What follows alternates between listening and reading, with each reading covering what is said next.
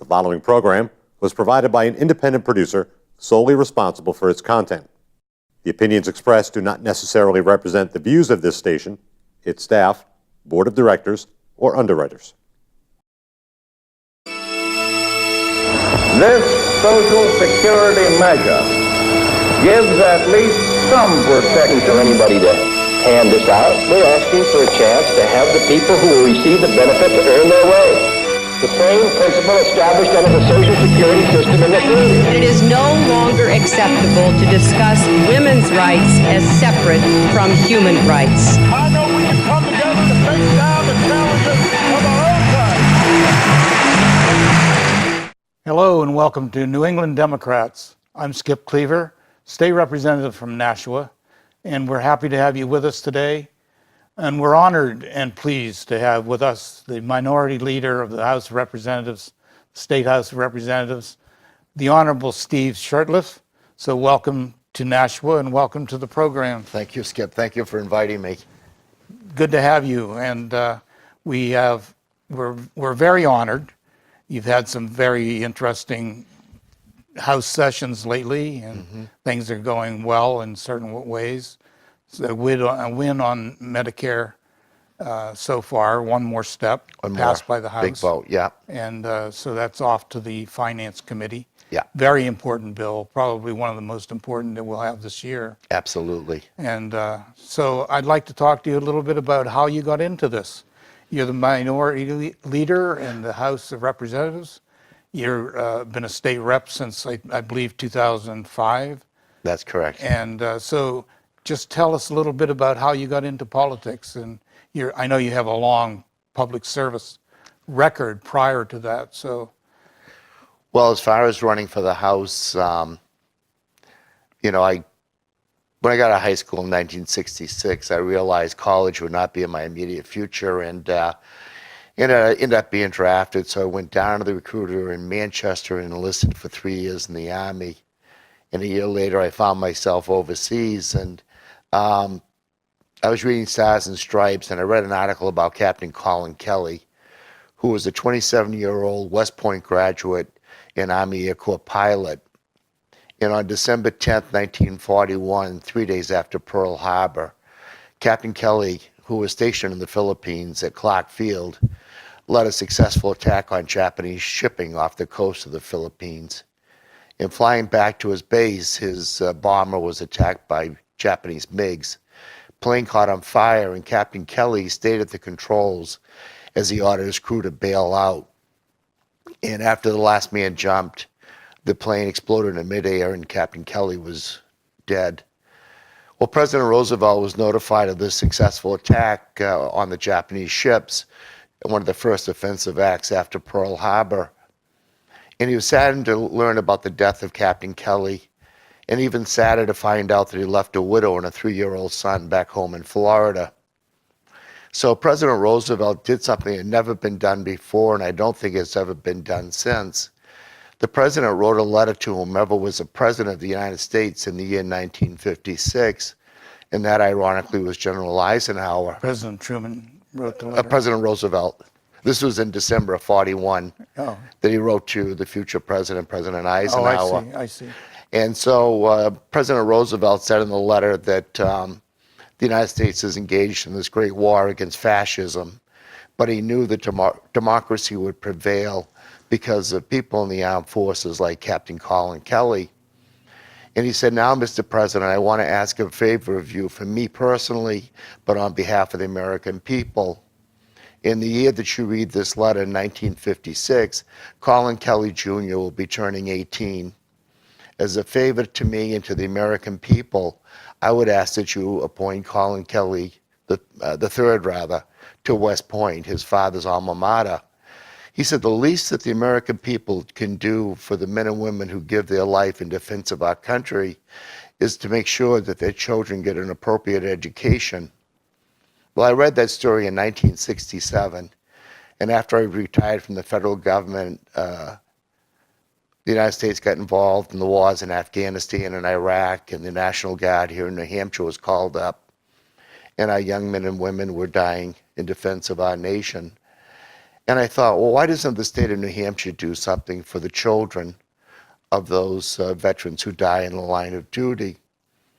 And so I talked to my representative who belonged to the other party, and this idea I had for a bill that any child of a member of the armed forces who dies while on active duty, if that child meets the entrance requirements for any state college, university, or community college, they'll get 4 years of free education. And he was very nice, very pleasant, but he explained why that bill would never pass and why he really couldn't introduce it. So I decided to run for the House, and I won. And that was the one and only bill I introduced my first term, and with a lot of help from a lot of people, veterans, non-veterans, Democrats and Republicans, the bill was passed, and a lot of help from Governor Lynch, and we finally had the public bill signing that year. So one thing I learned from that, Skip, is we can get a lot done when we can all work together. And I know that I could not have gotten that bill passed without Republican support. Again, the Democrats are in the minority, but they saw the merit of the legislation, and they were so helpful. But that got me into the New Hampshire House in 2005, and I've been there ever since. So you were successful in your very first bill. Exactly, yeah, much to my surprise. And you're from Concord, so you have a long way to go to the House of Representatives. Yes, I know. My mileage check isn't all that big, I can tell you that. Yeah. So tell us a little bit about your public service prior to going into the State House.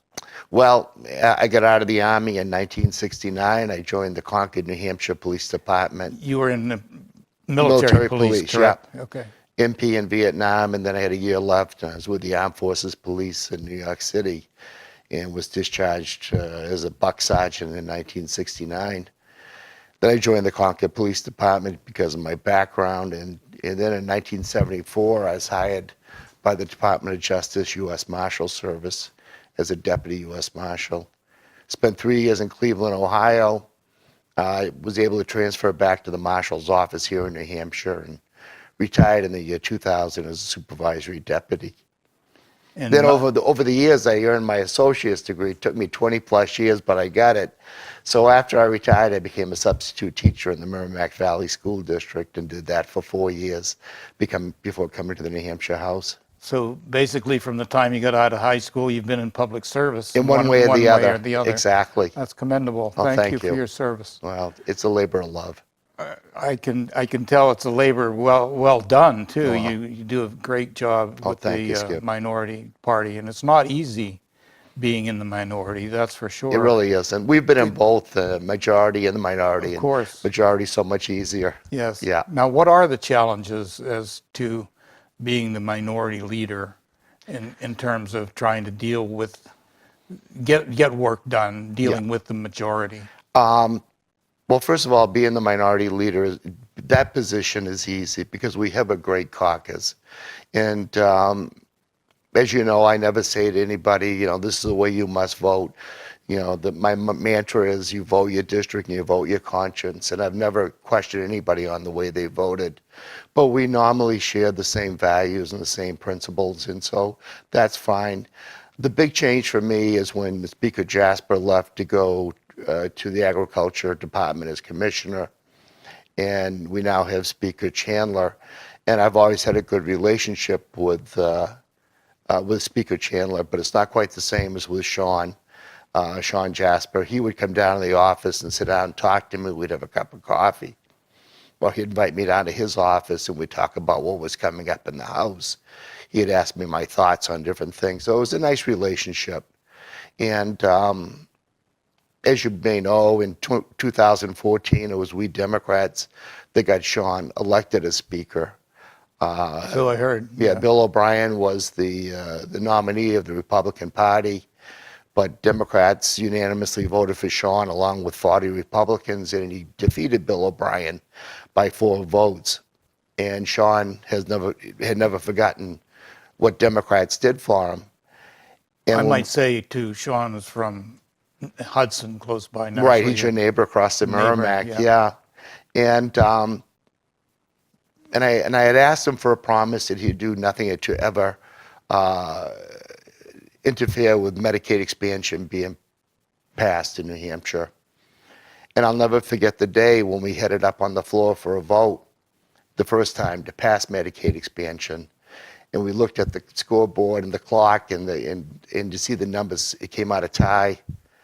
And everybody looked at the speaker, Speaker Jasper, and it seemed like minutes, but it was probably only a tenth of a second. And all of a sudden he says the speaker votes yes, and we passed Medicaid expansion by one vote.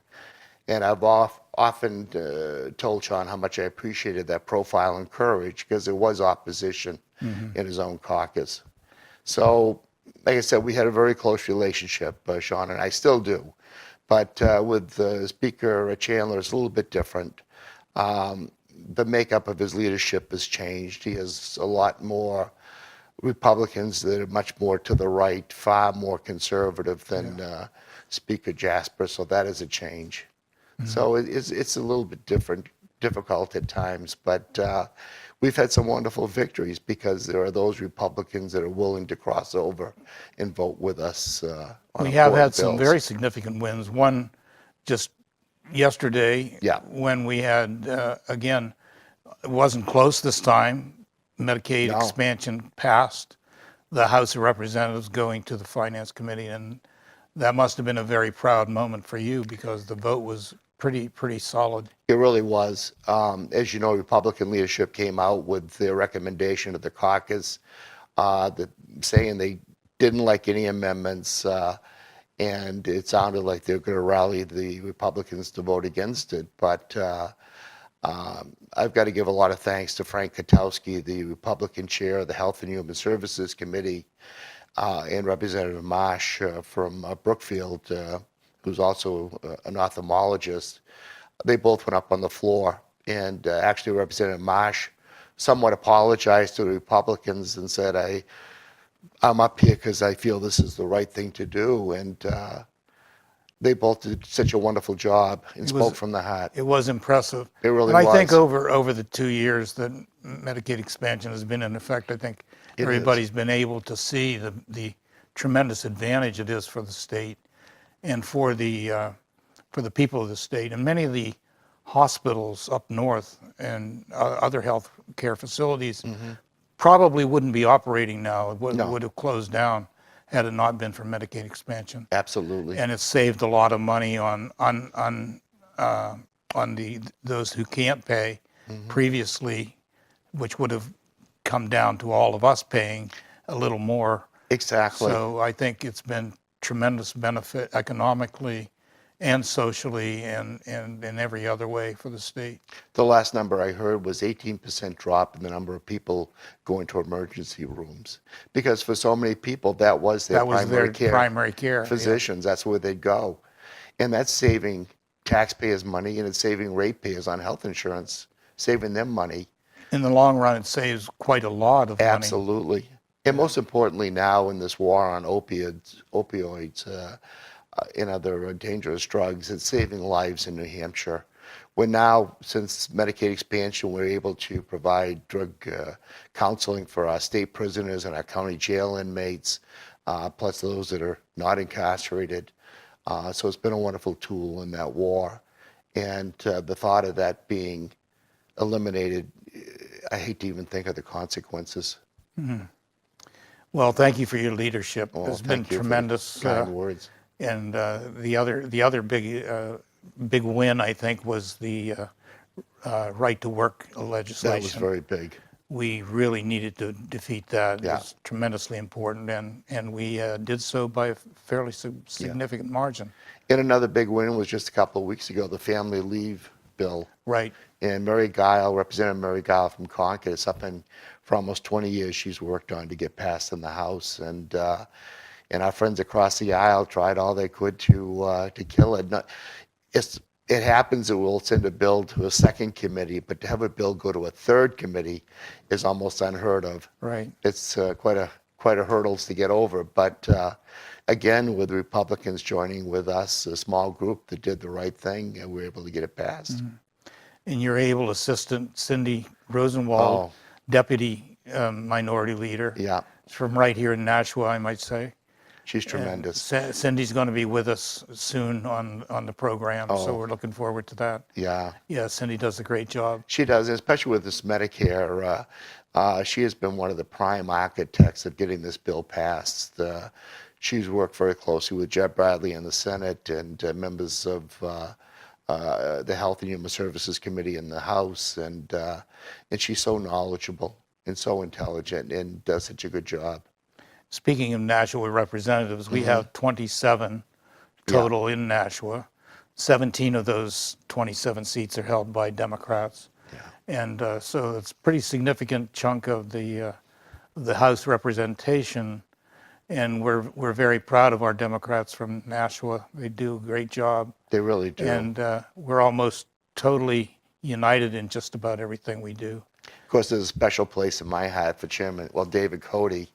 When I came to the legislature, I served on Judiciary Committee.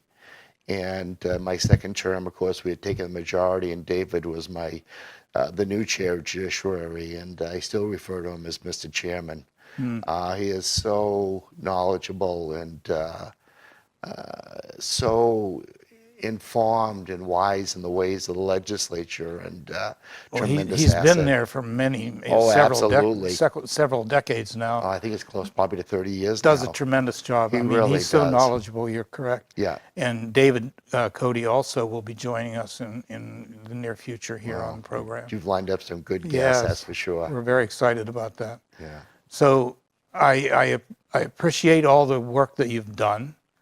I think everybody recognizes what a tremendously difficult job it is, and you seem to have done it extremely well. So Well, thank you, Skip. maybe it was your military training or your Substitute marshal's teaching, background. those kindergarten classes at times. Marshal your minority folks into place or Yeah. whatever. Well, it's in our caucus, we have all kinds. We have people to the left. We have some that are fairly conservative because of their religious beliefs. They're pro-life, and we don't try to. We don't ostracize anybody. And as I said, everybody's vote is their own. And but we stay united. We may disagree, but we're never really disagreeable with each other. Everyone has a voice. And I really look at our caucus as being a bottoms-up organization. It's not like sometimes we see with the Republicans where it's from the top down and people are told this is the way you're going to vote. And it seems to work. And I think people appreciate the fact that they know their vote is not taken for granted. It's their own decision what they're going to do. Nobody's going to tell them. And the only ones they've got to explain their vote to are the folks that sent them to Concord. The constituents. Yeah, everybody answers to the constituents, which is the root of democracy, and the State House in New Hampshire has been quite an experience for me. I think an experience for anybody who serves there because of the history, because of the closeness of your representative to the constituents they serve. You're right, Skip. We, as you mentioned, we had the Medicaid bill the other day. And we had one representative who had signed the Americans for Prosperity Pledge get up and tell his fellow members who are all, Republicans that signed it that, we made a promise to do away with this Medicaid expansion and you should vote it down. And that, I find that troubling. When I was on a forum for the speaker's race, there were 6 Republicans and myself, the only Democrat, and it was sponsored by the Freedom Coalition, so it was very more to the right than myself. And they asked every member to take a pledge there about something, and all 6 Republicans said, sure, I'll take that pledge. And it got to me, and I said, no, I'm not taking that pledge. And they said, why won't you? I said, the only thing I would ever pledge anything to is the people in my district that sent me to Concord. And the Constitution. Exactly. To uphold the Constitution of the United States in the state of New Hampshire. Those are the only pledges we should be making. Well, like you, I find it very troubling that Yeah. people are answering to these billionaire conservative donors in so many ways. Like the Americans for Prosperity is just outright scary. It is. And ALEC and all these other organizations that come from billionaire donors. Yeah. And to have them lead it just stifles democracy, and then we find people going against their own self-interest in voting Yeah. that way, and it's very hard, difficult to understand, and very troubling to see. Yeah. The problem I feel, is a degree of hypocrisy. They sign a pledge and say, we will not increase state taxes. But what they'll do is they'll give a cut to businesses, give a tax cut or some kind of an incentive, or they'll cut out a program like they did several years ago. They used to pay part of Group 2 in teachers' retirements, which was a promise the state made back in the 70s to increase the pool of the retirement system. Jerk the rug right out from under that Absolutely. situation. I don't know what it costs Nashua, but as a city councilor, I know it costs Costs a Concord lot. over $1 million.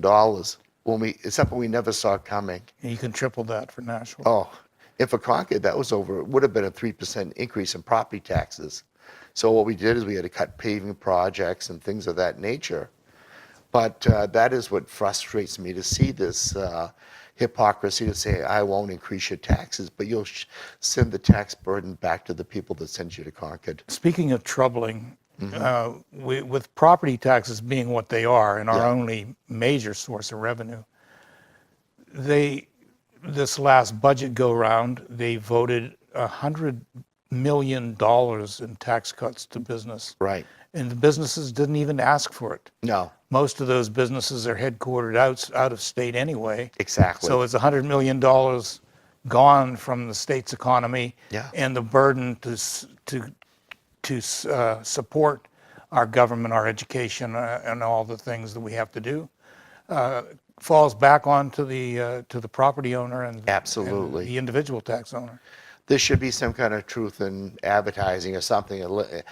If you're going to cut something, tell us, what are you going to do to make up that revenue? Yeah. And if you can't make up the revenue, what program are you going to cut in the state? Yes, that should be required. Yeah. I mean, the mantra to cut taxes, cut taxes, cut taxes, with cutting taxes to business may be popular with some, Right. but in the end, each individual is going to make up that difference. Absolutely. And $100 million is a lot to make up. Absolutely. Yeah. And now, Skip, we have Senate Bill 193, the education bill, that seems to be stalled in the Finance Committee.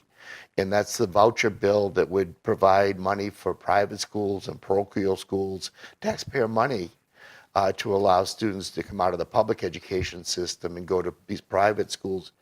And I'm a product of parochial education, graduate of Bishop Brady in Concord. I would not want to see my alma mater get state funds. That is not an appropriate. Well, it's hard for me to understand how it's constitutional, first I of all. don't understand it either. To take public funds out of our treasury and give it to parochial schools or even private Even schools. private schools. Public funds should be for public education. Absolutely. And to take away those funds, which is going to be in the millions, Oh, yeah. to take away those funds from public education, give them to private schools. Right. There again, the individual property owner, tax person in each town is going to have to make up that difference. Right. Where it goes to a religious school and or a private school, it doesn't matter. It's just It's just wrong. it's wrong. It's just plain wrong. Totally wrong. Yeah. I found it very frustrating. I talked to the ethics committee people about this particular thing, because some of the folks who voted for that in the House will directly benefit. Right. In other words, they voted for their own pocket, Sure. taking taxpayer money out of our treasury, putting it into their bank account. Right. Now, they should not be able to vote on that, in my opinion. I think it's ethically wrong, morally wrong, Yeah. and possibly even illegal. I don't know. But that's the way the vote went. And Yeah, so, it's just so inappropriate. And that they have interests, or, like you said, they can benefit from a bill like that, because of their own outside interests in either a private school or a religious school. Homeschool. Oh, the homeschool is a big one. Yeah. And that's the other thing that bothers me, that there may be some people that say, well, I'm going to keep my 4 or 5 children home, and say that they're going to be homeschooled, and then I'll get that income coming in. Exactly. And that child is not getting an IEH or some kind of specialized help they need, whether it's with reading or anything else, in a public school system. Correct. And they're not getting the socialization which makes the No. democracy strong. Exactly. It's just wrong. It is. And I know there are people who are very, very dedicated to homeschooling. I'm a product of public schools. I support public schools. I think they are essential and have been from very early stages of our democracy, and will continue to be. And anything that goes against public schools or causes the community to have to pay more to support those public schools is terribly, terribly wrong. And I think I question the morality of it. To me, it's a dumbing down of New Hampshire. It is. It really is, and they ought to be ashamed. And then you look at the other end of the spectrum, the university system. I think we're 49th in state aid to post-secondary public education. 8% of their budget comes from the state. We're either 49th or 50th. We're right on. It's I bad know when UNH has the highest Yeah. tuition of any public university. And again, to take that 100 million, give it to some of these businesses like Home Depot or Walmart or whatever to go off with it wherever. Sure. And then say we don't have enough money to support our public university Right. or university system. Yeah. I find it really, really difficult to understand. Yeah, over half our students leave New Hampshire to go out of state to school, and sadly, a lot of them just don't come back. Right, and they go out because they can go out of state Yeah. for less money than they can go to in-state schools, and that's just horrible. Yeah, I talked to a young lady from Dover this past summer. She's going to Catholic University in Washington. I said, why didn't you go to UNH? She said it was cheaper to go to Catholic University with all Oh, the my, scholarships. that's terrible. It's sad. It is very sad. Well, we want to talk about coming election. Sure, 2018 is going to be a very exciting year. And it is. I'd like to talk to you a little bit about that. We're going to take a very short break here in a minute. Okay. But we've got a lot to discuss and a lot on the plate for 2018. Absolutely. Want to thank everybody again and thank Representative Shurtleff, Leader Shurtleff, for being with us. And we're going to take a short break and we will be right back. Thank you very much for staying with New England Democrats. And we're back. Welcome back to New England Democrats. I'm Skip Cleaver, State Representative from Nashua, and we have with us the Honorable Steve Shurtleff, Minority Leader of the House of Representatives in Concord. And we've been talking about his experiences in Concord as the leader, and we'd like to continue with Steve. He's been very nice to join us today and very, very knowledgeable person about how the State House works and what it's like to be in the minority. So maybe you could talk a little bit about your highlights over your career in the State House. Well, I think one of the highlights, of course, is the 2006 election when Democrats took the majority for the first time since before the American Civil War. And we elected Terry Norelli, only the second woman Speaker of the House and the first Democratic woman to serve in that position. And I still am amazed at the wonderful job Terry did as Speaker. As she told me once, she went to bed that night of the November 6th election, and she was the Democratic leader, and she knew she'd be Speaker, and she woke her husband up at 3 o'clock in the morning. And she said, I'm going to be Speaker, and I have no idea what I'm supposed to do, because there had been nobody since 1856 had held that position. So, but she did a remarkable job, and she had a good relationship with the caucus and with the Republicans as well. Now, going into 2006, she had your job. She did, yeah. Did so well. Mm-hmm. Tough act to follow, that's for sure. And it's much more challenging being in the minority, I know. It is. Yeah. There are a lot of things you would like to do for people that you just can't. sometimes it's things that don't seem all that important, just about where they sit for one reason or another. And you really don't have to say you were given so many seats and these are where they are, and things like that. It's difficult at times, but you try to do all you can for people.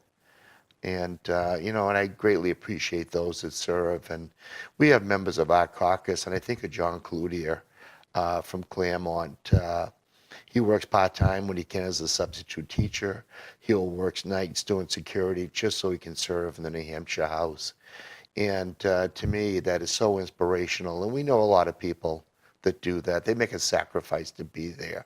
Everybody does. Yeah. In one way or the other. And if they're sacrificing, also their families are sacrificing. Right. And we appreciate that. That's why I'm always saying, if you want to bring a spouse to caucus, we welcome them with open arms, because we appreciate what they do. Speaking of turning the State House blue in 2006, there's election coming up, of course. Yes. 2018 is a very pivotal year by most people's standards. Absolutely. And how do you feel about the blue wave that may wash into New Hampshire? Well, there's a lot of talk that there's some dissatisfaction with the Trump administration, and that'll be helpful to Democrats. But I've often said to Democrats, in any election, you can't run against somebody. You've got to run for something. And so our campaign will not be against the president or anyone in Republican leadership. It's just to tell the people of New Hampshire, we share your values. What's important to you is important to us, whether it's the education of your children, making sure that your children can stay in the state of New Hampshire and not have to leave to find either good education opportunities or to find a job. We know we're in the middle of this opioid crisis. The number of deaths are down, but the call outs for our first responders are right up there. The number of people being saved by Narcan is growing all the time. And right now we're the third highest in per capita deaths in the country. That's so important. And I worry about those whose lives are being lost. But I also worry about the family, the impact it has on the parents, but more importantly on the children.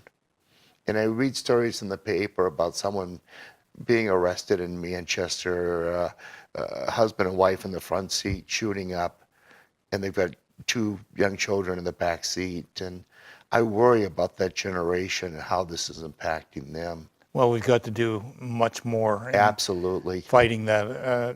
It's so sad, very, very sad. And everybody's touched by it in one way or another. Yeah. So my experience in the House is that the Democratic caucus and Democrats in general really care about their constituents, really, really are there to serve people. Yeah.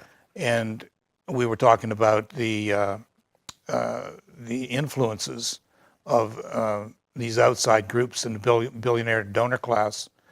And to serve your constituency is often at odds with what the donors want. Mm-hmm. So that puts us at odds with some of our folks, our neighbors in the opposite party. Sure. And that's quite an experience. We have had very good success, though, recently in special elections. We really I'm talking have. about around the country, Mm-hmm. and as well as here in New Hampshire. So we've won the vast majority of the open seats. We've won 8 out of 10 special elections, 5 of them in Republican districts. One of them in a district that was 2-1 Republican, Rockingham 4, Chester, Sandown, and Auburn, and that was a tremendous win. We've been so good. We've had good candidates, like we have good people in the House, but people that are connected to the community. And the last special election we had was in Laconia, and Phil Spagnuolo is a recovering drug addict, and now he's turned his own life around, but now he's helping other recovering addicts, getting into treatment programs, finding jobs. And on election day, when he had his special election, I was up in Laconia holding a sign for him at one of the polling places, and this car drove by, and they were blowing the horn, and a man and a woman in the front seat of the car, they both had their arms out the window, giving the thumbs up, so enthusiastic for Phil. And as the car drove away, I saw a Trump bumper sticker on the back. And I think that's a message, and it made me think, because of who Phil is and what he made as his main campaign issue, the drug problem in Laconia, that people are saying, wait a minute, let me look at this. Who is going to look out for my best interests? Who's going to try to take care of me and my family? And that's what I see us Democrats doing in the 2018 elections, is reaching out to those people that may have felt disenfranchised or their cares and concerns were not listened to. Phil is a great guy. I was very impressed when I was talking with him. And He really the other new people who came in on the special election, as I recall, it was 8 out of 10 on the Right. on the House, and then one out of 2 in the Senate, I believe. It was. Right, exactly. Yeah. Yeah. So we've had very, very good success overall. And that was a big win because it was a very Republican district that Phil won in. And another new rep from Laconia is Charlie St. Clair, who organizes Motorcycle Week up in Laconia and is well known throughout the community. And that's what we see a lot of people that are involved in their communities, and people can see firsthand how much these candidates care about the cities and towns they live in. Well, we have a committee to elect Democrats, House Democrats, committee to elect Senate Democrats. They're working very, very hard on the behalf of the party and on the behalf of all our constituents throughout the state. And hopefully 2018 will turn out to be a very, very positive one for the Democratic Party. I think it will be. We're doing a lot of fundraising, and we've been very successful there. I look at some of these special elections as being a bellwether for 2018. We haven't forgotten that the biggest party in New Hampshire is the undeclareds, and they can vote either way, and they have in New Hampshire. They're very independent, and they'll look at the candidates, and I think it's good that we get the message that we're out looking out for your best interests. We're looking out for your pocketbook. We want to work to make your life that much better. And we're tired of these tax giveaways to big business. That money belongs in your pocket. We want the quality education, and I think that's going to resonate with voters. Well, it's interesting to see how the situation in Concord is parallel and reflects the situation in Washington. In many ways. They have the majority in both houses. And of course, the president is a Republican, so-called, and that is reflected here with the governor and the House and Senate. But I think you're right about being for something. Everybody can be against certain actions taking place, with whether it's the corruption, the adding of so many alligators to that swamp down there. Yeah, absolutely. Or whatever you want to call it, the president's actions or inactions, as the case may be, and outlandish behavior, embarrassing behavior, threatening our entire democracy in some ways. But it would be easy for anyone to be against. But I think what I've seen and what everybody reflects here with our party is what we're for. Yeah. For the environment, for education, Right. for infrastructure, passenger rail in the Merrimack Valley, and on and on and on. So many things to be for. We don't have time to be against and talk badly about the opposition, whether here or Washington, D.C. I'm glad you mentioned passenger rail. In my last campaign, the Republican that ran against me, one of the things he criticized me for was voting for the passenger rail study. And of course, we always say this is about Nashua. No, it's about our whole state. It's about improving the quality of life. And I was at a forum with this individual, and this came up. Oh, Shurtleff, he voted for this study for rail for Nashua, and I said, it's for all of us. It's for all of us in the state. I look at I-93. we're widening it now, but we can't widen it anymore because of the salt runoff. So what are we going to do to move people from Concord, Manchester, Nashua to the Boston markets where a lot of people are working? To me, rail makes a very viable solution to that problem. And it's frustrating to see people that will try to say this is just a Nashua issue. And no, it isn't. It affects the entire state. The entire state. And of course, it's not just moving people from New Hampshire to Boston. It's going to be the other way around. Absolutely. Where the rail will bring shoppers and tourists and Yeah. workers that are sorely needed in many of our businesses in the Merrimack Valley. Absolutely. And they have advertised and advertised and advertised. And there's so many thousands of jobs going unfilled. Yeah. With passenger rail and public transportation, we could fill many of those, and businesses would be far better off, and therefore the state would be far better off. Absolutely. So it's just common sense. I've already heard there's one major airline that said they would come and do international flights to Manchester if we had a rail connection. If there were a connection. Yeah. And there would be many more flights. Yeah. The Providence is cleaning our clock as far Oh, as yeah. satellite to Boston. Yeah. Because they have rail and people can get from there into the city. Yeah, back and forth. And back and forth, or even to Boston. So we don't have that, and it's a tremendous disadvantage. Absolutely. And it's time we did something about that. You travel to Europe and everybody travels by train. It's the way to do it. And the amount of freight we could bring into the state, and it just would be such a stimulant for our economy. Well, we once had the world's best rail system, passenger rail system. I grew up in a very small town in western Pennsylvania. Even that small town on the foothills of the Alleghenies and the Appalachians had a rail station, and my dad actually rode the rails to high school, which was 12 miles away. And of course, that's all gone. There's no passenger rail anywhere near there either. Well, I'm the son of our master plumber. My dad worked for the Boston and Maine for 30 years up to the early 50s. And of course, they built the interstate highway system, and more freight was handled by trucks, and people were taking buses, and it pretty much doom rail in this state. And of course, he left. Of course, the automobile industry and the oil industry got involved with Congress, Absolutely. and that was the end of that as far as support for rail. You hear about the trolleys in towns that Same thing. the same thing, how they forced them out, and Yeah. then learn to regret it. Right. It's very interesting in terms of what we had, what we lost, Right. and now we're so far behind Yeah. Europe and China and some of these other places. Absolutely.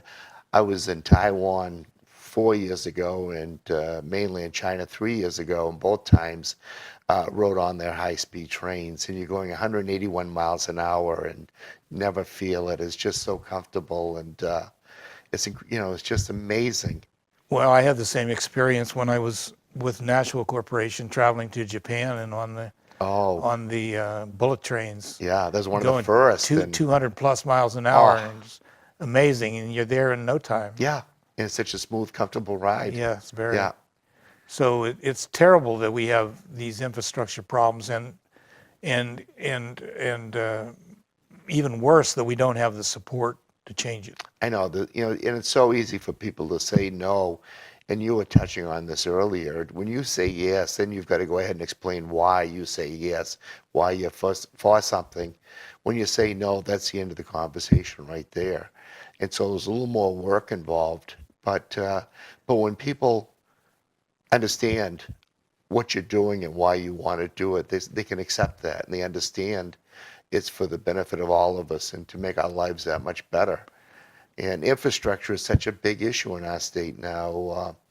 We know Department of Transportation, the money they have for roads is being reduced because cars are getting better gas mileage, and that's the main source of their revenue. Right. And we're seeing more and more bridges redlined. So We have to rectify that as well. We've got to look into this and do The something. old adage is that no new taxes, reduce taxes, Yeah. and the rail and the infrastructure is going to cost money, so say no. Yeah. And unbelievably, it costs so much more in the end because, as with Medicaid, that will save money. Yeah. it costs money, but you have to spend money to save money. The same with infrastructure, the same with rail Sure. transportation, and the same with our highway system.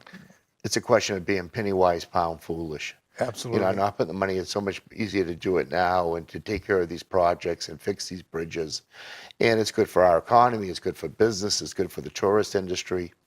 I can remember years ago, you travel in Massachusetts and you'd always get back to that New Hampshire line. You kind of breathe a sigh of relief once you saw Nashua. You say, oh, okay, good, back in New Hampshire. The highways are all plowed and everything's going to be good. And we're starting to slip. And that's the other issue I'm concerned about is our state employees here in New Hampshire. They've been without a contract for over 270 days, and the governor still refuses to meet with them. That's a serious problem. And we have such a dedicated workforce in this state. Yes. Can you talk a little bit about the state employees that work for the legislature? I know they're not even represented by a union. Right. It's a very unique group. They're also underpaid, I would say. Oh, absolutely, for the work they do and the hours they put in. And for them, a lot of time it's they put in hours. It's their own time, really, especially the folks in our office. But state employees are unique because they are for the legislature. They don't come under the. They follow the collective bargaining of whatever happens with the State Employees Association applies to them too, but they cannot unionize. They're not directly represented, Right. but they follow the same They pattern. follow the same guidelines and they get the same benefits as state employees. I introduced a bill we passed in the House. It was a cost of living increase for our retirees, 1.5% state retirees. And it passed the House, and I just introduced it in the Senate. And they've been without a cost of living increase for almost 10 years now. But yet their health care costs are going up because they're charging them more. And it's tough. There's this idea that state employees are getting all this money. The average, I think it was like 85% of all pensions are $25,000 or less. And a lot of them never paid into, state employees didn't pay into Social Security because they had the state retirement So system. that's all they have. That's what they have. And it's tough. It's always been, the Republicans in the House and the Senate have just said no to them. Well, it's easy to say no, and it's easy to get backings because, when people are paid by the taxpayer, Right, it's easy to say, well, the taxpayer doesn't want to pay those people, right. and they leverage that with skill, I might say, and to the detriment of our workers and to the detriment of the services that they provide for our state. Absolutely. I've got a friend who lives up in the North Country in the town of Bethlehem, and he was telling me after almost over 30 years with the Department of Transportation, he was going to retire. And so I saw him after a month or two after he retired, and I said, "So Jack, how are you enjoying the retirement?" He says, "Tell you the truth, I'm back at work again with the Department of Transportation." I said, "Why? You're looking forward to your retirement? You've earned it." He said, "I couldn't afford the health care. My wife's not well. I need to have health care. In the cost of health care that I now have to pay that used to get as a state employee, as a retiree, I've got to pay for it. I couldn't afford it, so I've had to go back to work." So he's working full-time for the Department of Transportation and he'll retire again sometime in the future, hopefully, but Someday, Steve, maybe we'll have Medicare for all, that's what we single really payer need. health Yeah, care, exactly. and eliminate those exact kinds of situations Yeah. because that should not be. No, it's outrageous. It is. It really is outrageous. And But, the healthcare costs keep going up, and the government has to have some responsibility for it. Sure, yeah. And again, when we deny health care to people, a lot of people say, "Oh, I'll just go without," especially our young people, because you feel invincible and then you get hurt and then they're not going to pay for a lot of them. It's going to be us. Or worse, they don't go to have things checked out, and when they have problems, Yeah, by the time they do find out what that problem is, preventative care has not been taken care of. right. So they end up being much more seriously ill, The damage has been and done. the damage might be too late in many cases. Absolutely. It's just Absolutely. incomprehensible Yeah. that we could allow that to happen. Yeah. But we were talking about the election in November, and we're aggressively recruiting candidates already. And we've got a lot of people. People are very involved, more so than I've ever seen in the past. I think a lot of times it's because of what we've seen in the administration.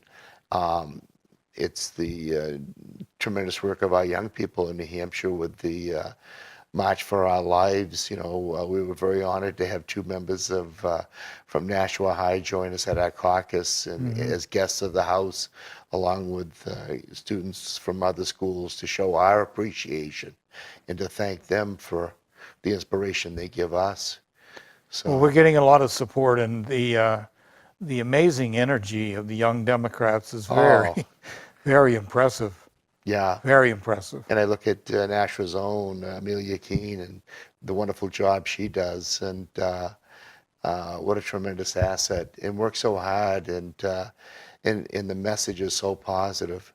And they've been so helpful in a lot of these special elections, coming to towns, helping us with Democrats running for the House and volunteering to go door to door and the things like that. And it really has been so helpful. We're getting a lot of support, and everybody is keeping things positive as far as anybody I know Yeah. involved with the campaign or seeking election or whatever. Everybody's very, very positive.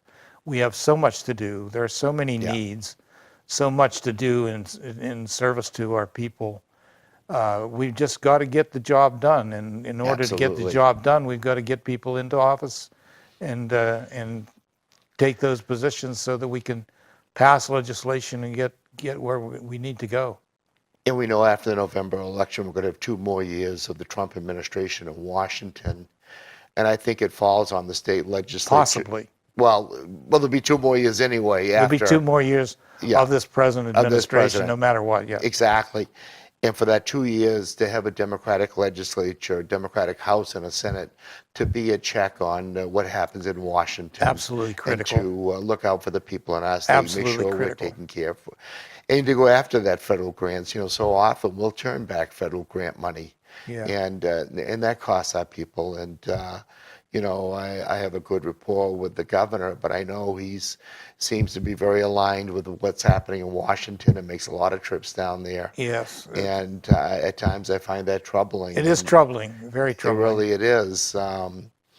He embraces what comes out of the U.S. Department of Education, and we're seeing it here with the State That's a Department. whole program in itself, that you could- education situation. Absolutely. So to have that check on the governor and what's happening in Washington, to have a good Democratic House and Senate would be extremely helpful. We're very fortunate, of course. We have an all-Democratic congressional delegation, Oh, I both know. representatives, both congresswomen, Yeah. and both senators, and all Democratic and all women, I might Yeah. say. The only state Right. in such a position. Exactly. So that's very, very encouraging. But we've got to stay strong, keep Yeah. that delegation in place, make strides elsewhere around the country. Yeah, and to stay positive, because we know that a lot of people try to turn it nasty and a lot of Yes. insinuations, but just stay positive and just, talk to the people. We know what needs to be done. We know where the needs are. Absolutely. And everybody is dedicated to serving their constituents, and And I look that's a very forward- good feeling. I look forward to us take the majority, but again, working with our friends across the aisle in the Republican caucus, it can't be a one-person show. We've got to do things in a bipartisan manner. Absolutely. And bring people over, working together, and not say this is a Democratic bill or a Republican bill. This is something that's positive. And you've been able to do that. The things like the Medicare would never, Medicaid, I should say, would never have passed without bipartisan support.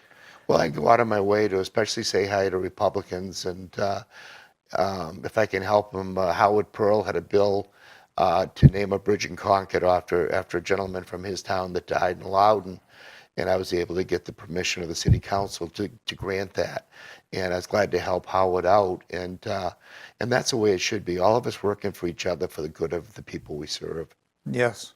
Bipartisan support. It really it is. Yes. Yeah. And I forgot to mention, by the way, Steve is also a city councilor in Concord and has been for quite a long time. So he's been a public servant for his entire life ever since he left high school. Okay. So we're very honored to have you, sir. It's been a great pleasure. And very, I'm very impressed with the work you've been able to do in the State House. Thanks so and much. in shepherding these bills through and herding the Democratic Party, the Democratic. Well, anyway, I want to thank you for being with us. Thanks so much, Skip. Thank you for having. Look forward to coming for back coming, sometime soon. and we'll see you soon. Thank you for joining us. This is New England Democrats. This Social Security measure gives at least some protection. For anybody to hand this out, we're asking for a chance to have the people who will receive the benefit to earn their way. The same principle established under the Social Security system in this area. It is no longer acceptable to discuss women's rights as separate from human rights. I know we can come together to face down the challenges of our own time. The preceding program was provided by an independent producer solely responsible for its content. The opinions expressed do not necessarily represent the views of this station, its staff, board of directors, or underwriters.